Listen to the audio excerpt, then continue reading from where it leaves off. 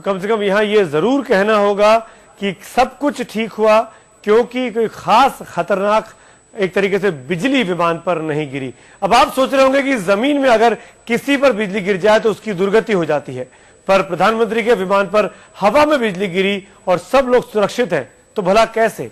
तो आइए आपको बताते हैं कि आखिर कैसे विमान पर बिजली गिरी और क्यों साफ साफ बच सका पीएम का विमान एयरफोर्स 1।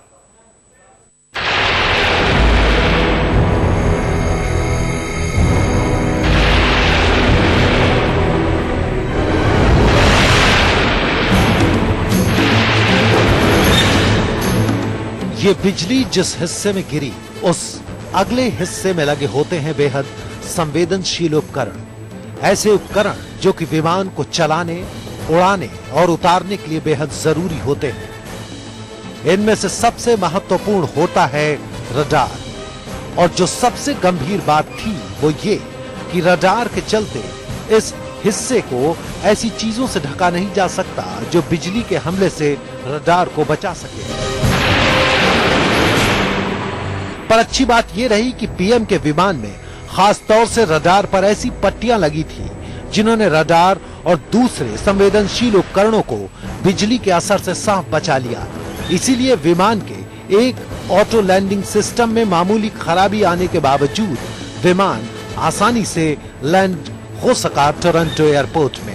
देखिए, ऐसा होता है कि जो भी वीवीआईपी मूवमेंट के लिए जहाज होता है उसकी सबसे पहले तो जो मेंटेनेंस है वो बहुत ही एक स्पेशलाइज्ड तरीके से की जाती है। उसके पैरामीटर्स बने हुए हैं, उसको बिल्कुल उस तरह से बनाया जाता है जैसे नया जहाज होता है, कोई उसमें कहीं भी खामी की गुंजाइश ना हो। और ये सारे तो इनहेरेंट फीचर्स होते हैं, इनको आप कोई रिप्लेनिश नहीं कर सकते। चूंकि बिजली विमान की नोज में गिरी और वो हिस्सा बिजली के खिलाफ सुरक्षा उपायों से लैस था, लिहाजा विमान का बड़ा और संवेदनशील हिस्सा उसके असर से अछूता रहा। वैसे यहाँ हम आपको बता दें कि पीएम के विमान में खास तौर से बिजली से निपटने के इंतजाम थे। विमान खास किस्म की मिश्रित धातु के फाइबर से बना है जो बिजली के अच्छे वाहक नहीं होते, पर इनके बीच में बिजली झटके को पचा सकने वाली धातु की एक परत लगाई जाती है। साथ ही विमान के डिजाइन को ऐसा बनाया जाता है कि कहीं कोई ऐसी जगह न बचे जिससे बिजली बाहरी परत से भीतर घुस सके। लिहाजा अगर विमान के दूसरे हिस्से में बिजली गिरती भी है तो वहां मौजूद बिजली वाहक परत उसे विमान के अगले छोर पर निकाल देती है और विमान पूरी तरह सुरक्षित रहता है। लाइटनिंग के दो इम्पैक्ट होते हैं। एक इम्पैक्ट होता है कि उसका जो इलेक्ट्रिक वोल्ट करंट है वो जहाज से टकराता है, वो करंट प्रोड्यूस करता है। तो जहाज में स्टैटिक डिस्चार्ज रॉड होती है जिससे वो स्टैटिक डिस्चार्ज जो है उसको न्यूट्रलाइज कर देते हैं। पर ऐसे हालात हमेशा बहुत सुरक्षित नहीं होते।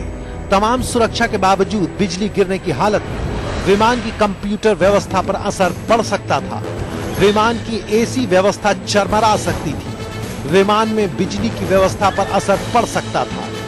विमान के सेंसर और रडार प्रभावित हो सकते थे। विमान के ईंधन टैंक में दिक्कत हो सकती थी। विमान में दरार या गड्ढा पड़ सकता था। पर ऐसा कुछ भी नहीं हुआ और विमान आसानी से उतरा और आसानी से देश के लिए प्रधानमंत्री को लेकर वापस उड़ा। ये बात अलग है कि सचेत सुरक्षा कर्मियों ने लौटते वक्त जर्मनी के फ्रैंकफर्ट हवाई अड्डे में विमान की एक और जांच की। अशोक सिंघल, टोरंटो, आज तक।